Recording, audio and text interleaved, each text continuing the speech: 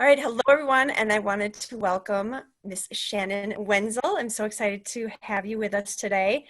And she's going to be addressing our previous conversation on just networking and how important it is and how you can utilize even volunteering for networking and what that can change into as well. And Shannon is like a star networker as far as I'm concerned. So she is an executive national vice president with Arbonne, which I want you to just start off by telling us a little bit about that and you and how you find yourself where you are now. And we'll dive a little deeper into networking and how that happened too. Okay, awesome. Well, I'm so excited to be here, you guys. Thank you so much for having me. In terms of Arbonne, I always tell people this is the last thing on earth I thought I would be doing. So I was raised by two lawyers and I went to law school after college. I had known I'd wanted to do that pretty much my whole life. So if you're in high school and you have a life plan, that's totally fine. I did exactly what I was supposed to do. I got really good grades. I volunteered a lot. I was the president of a bunch of clubs. I did all the things in high school that you are supposed to do so I could get into the college I wanted to, which I did. And then same deal in college so that I could get great grades in college and get into law school I wanted to, which I did. And then I found after law school that I really loved my job. I was an associate at a big law firm, but I was having my first baby and I didn't want to be a stay-at-home parent. And I knew that. I know a lot of people do, but I just didn't. So I was going to get a nanny and that was going to be the best possible situation for all of us. And so that's what I did. I got a nanny. But what happened is even though I thought I didn't want to be a stay-at-home parent, I would come home and nanny would say, we went to the pool, we went to the park, and I would be like, that's great. But I was also kind of like, wait, this stinks because I was, on the L for an hour and it was hot and I was working so I could pay somebody else to do things. And by the time that my husband and I got home from work, all we could do really sometimes was put her to bed. We were not having a lot of time. And then he and I would, try to make dinner and clean the house and pay the bills. And it didn't feel like we had a life. And I was like, okay, I did not work that hard for this to be the rest of my life. I was at the very beginning of my career. And so then I thought, okay, I'm going to go part-time because that's going to be the best of both worlds. Like that was my genius idea. And I will say, people always say law firms are horrible to you. The law firm was great. They were up for any and all of this. They were not in any way unkind to me, but part-time really often means you work for free with the baby from home 2 days a week. And you still go to the office 3 days a week because absolutely no one cares that you don't work on Thursdays and Fridays. They need their brief when they need their brief. And so after a little while of that, I was like, okay, shoot. Because at that point, what I really felt like is I wasn't able to give my best at either place. I felt like I was doing a poor job of both things. Not that anyone else said that, but I was living below my own expectations. And I didn't really want to feel torn for the rest of my life. So at that point, I decided to be a stay-at-home parent. My husband started farming full-time. We had a bunch more babies. I started homeschooling. And I truly thought that I would never go back to work again. When we moved here, it was really rural. I didn't think I would ever be paid enough to have 5 children in daycare. And since I was homeschooling, that wasn't really going to happen anyway.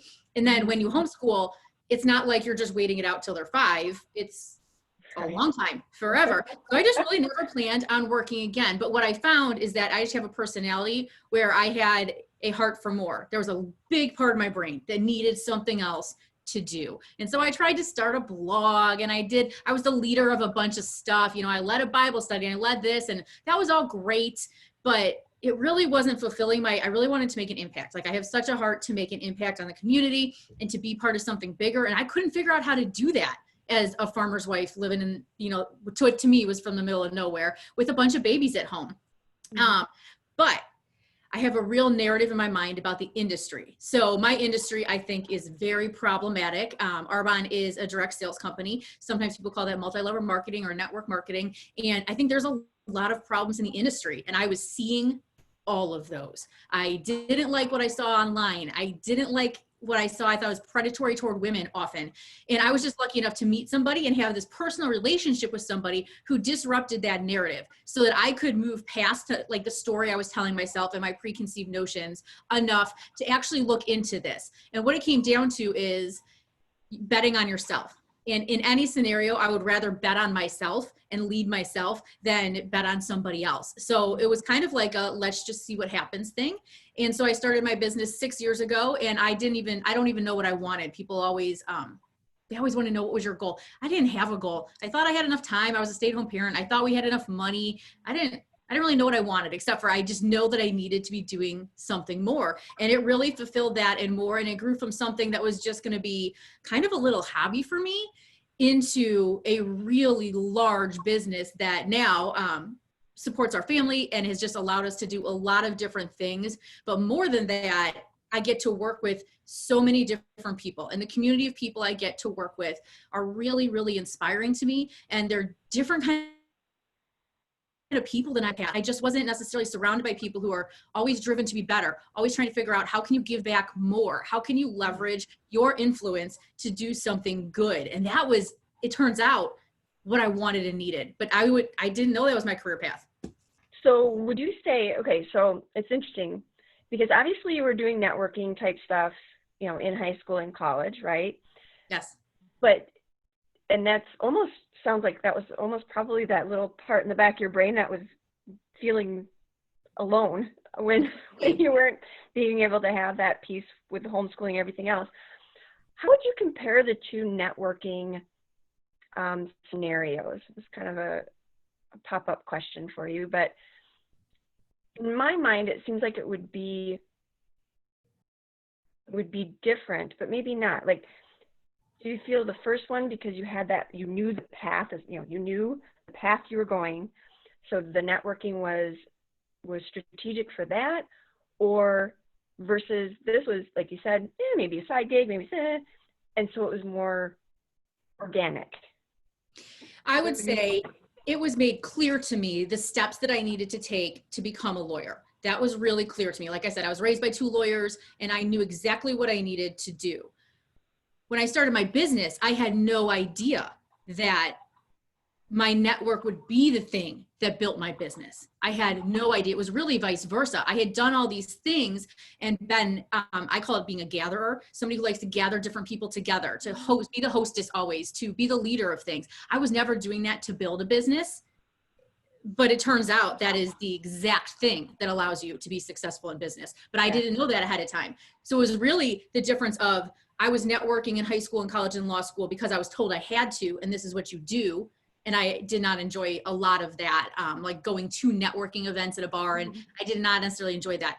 And then the flip side of that is owning a business. I didn't expect my network to be something that made it successful. And as it turns out, that's exactly what makes it successful. And I enjoy what I do now because I kind of do it more on my own terms. Right. So, and I've heard you describe yourself as an introvert. Yes. So how do you, speaking to those other introverts out there listening, networking the word might terrify them, much less going to a networking event. And yet it's something you enjoy. It was something you were missing ultimately. It's something that you're phenomenal at. So what advice do you give to them? What do you tell them on getting over that? I think you hit it on the head. It's the word networking. I was thinking about it in kind of like a 1980, 1990 kind of way, like the way my parents were taught to network, where you're not yourself, you're trying to get something from somebody else. So when I go to an event, my goal is to get something from you. The word really held me back because as an introvert, it is my least favorite thing to do, to walk into a room where I don't know anybody. Very often, particularly living here, most people know each other already. I do not love walking up to you guys and trying to insert myself in a conversation because I know I'm going to try to say something about my business. That is really uncomfortable to me. But if we can remove that aspect of it and you think instead of trying to build influence or trying to build a network of people that you know. So one of the things that helps me is understanding that this is work. So this is not Shannon's personal time going, out to dinner with friends.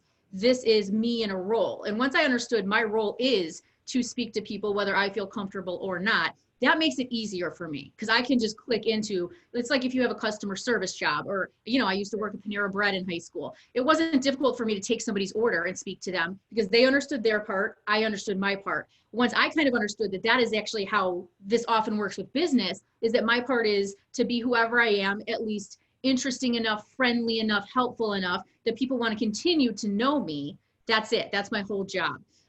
Also can really help if you are just trying to meet people and get to know people. So once I could let go of the idea that I had to be like, Nicole, let me tell you about Arbonne. We're a vegan company that's 40 years old. In our first 30 minutes of meeting, once I let go of that idea and I realized all I needed to do was make a contact with you and maybe say, hey, it was so nice to meet you last night. Are you on Facebook? And that's it. I didn't have to throw the whole business at you or ask you for anything, that you're really just making a friend or an acquaintance. Then it became so much easier for me as an introvert because I could do that. That you can do. Right. But also sometimes when I was in high school, I thought your personality is fixed. Who you are now is who you're always going to be. This is always going to be comfortable or uncomfortable for you. And I didn't realize how much you can grow. So yes, I've started out doing things that are uncomfortable for me, but in 6 months, those exact things are easy. I just couldn't understand that when I was younger. And now I just really see when you keep doing them, the same thing that's hard for you today is easy in a couple of months, and just letting yourself move through that process. Yeah. Well, so, and it's great that you bring that up, because obviously with the Altruize app, that's our goal and our mission is to help people be better intentionally. Yes. And in doing that, through keeping track and being intentional about the good you're putting back into the world. And again, you know, if you're doing it more often, you're going to get better at anything that you're doing. So with that, I kind of view volunteering as a great opportunity, especially for introverts, to dip their toe into that quote unquote networking. We'll have to keep using that word for a little bit here, opportunities, because like you said, they can put it's the role of they're the volunteer, and they're going there for the purpose of volunteering. They're going to happen to meet a lot of people too, hopefully. So that is what I think volunteering is great for, because you know your purpose. You go there with a task and you do it, and other people are also doing their tasks. So it's less overwhelming maybe for an introvert. Yeah. So have there been any experiences like that for you, where it was actually volunteering, where it was unexpected, where you didn't go there with that kind of in the back of your mind networking thing needed to happen, but it was a volunteer opportunity, and because of that you were able to connect with so-and-so who introduced you to such and such? Oh my goodness. I would say almost everything. So one really big thing for me was I was in a sorority in college, and I ended up being on the executive board. I was a philanthropy chair. And so I organized we did big events to raise a fair amount of money to give back to our foundation. And my business now is very solidly built on contacts from my sorority or people I met during that time. And it also taught me the skills that I need to call and to ask and to do some of those things that I absolutely would not have done on my own, but I would do to serve. And so there's skills and that. And by the same token, I used to lead a young mom's Bible study when my kids were very little. A large part of my business has turned out to be contacts that I met through doing that. And again, that's entirely volunteer. Right. All that kind of thing has really built my business that way. But I didn't plan for that. That's not why I did any of those things, but it's absolutely turned out to be the context for that. I think it can really help if you just know that when people think of you, you want them to think of whatever. She's a good leader. She's good at social media. She's good at whatever. And volunteering allows people to know who you are and to think of you when they're looking for whatever, to give a job or whatever it might be. So really it's relationship building, really. Yeah. Then that's probably the better way to look at it. It's if you're going in there with the mindset of just networking, going in there with the mindset of I'm building relationships, who knows where they're going to turn out. Like, we don't have that crystal ball, but as long as you've got the relationship built, they're probably going to be in your future in some way, shape, or form. And that, I think that takes a lot of pressure off. Yeah. Yeah. Okay. Anything else you want to bestow wisdom-wise? Oh, goodness. I don't know. I would say just if this is something that you have a heart for and you kind of understand that the people you build relationships with now, well, you don't know, like you said, you don't know how that's going to turn out. So this morning, my husband and I met with a financial advisor, somebody I don't know, but she's an alumni of our school. That's just a contact.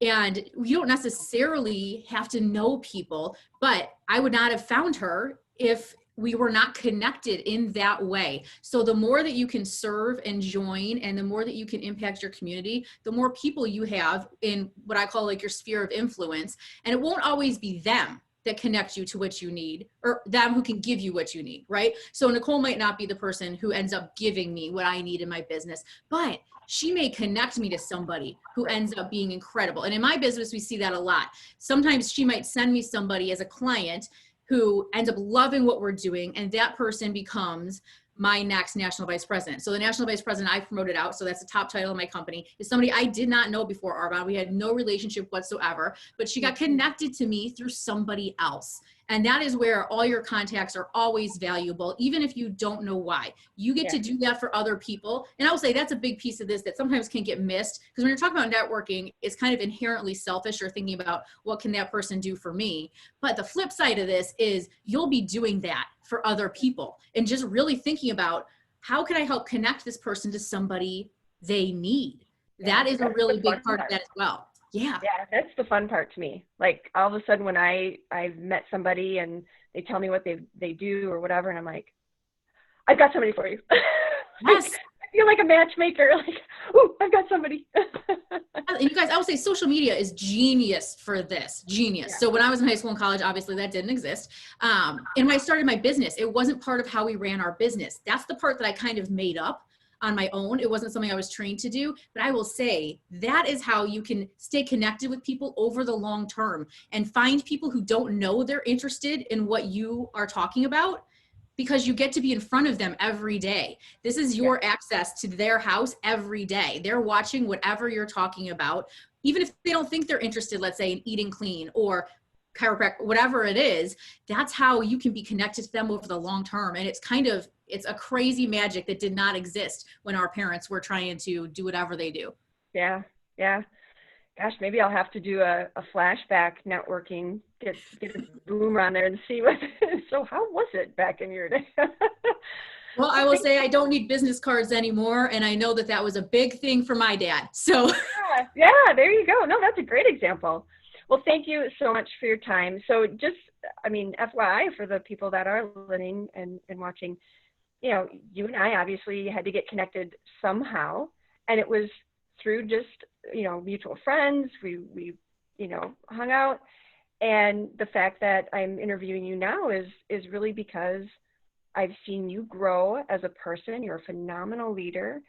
You're a wonderful mother. Like, I get the pleasure of knowing you personally, and it's such a blessing that to see how you've grown and how everything has expanded for you.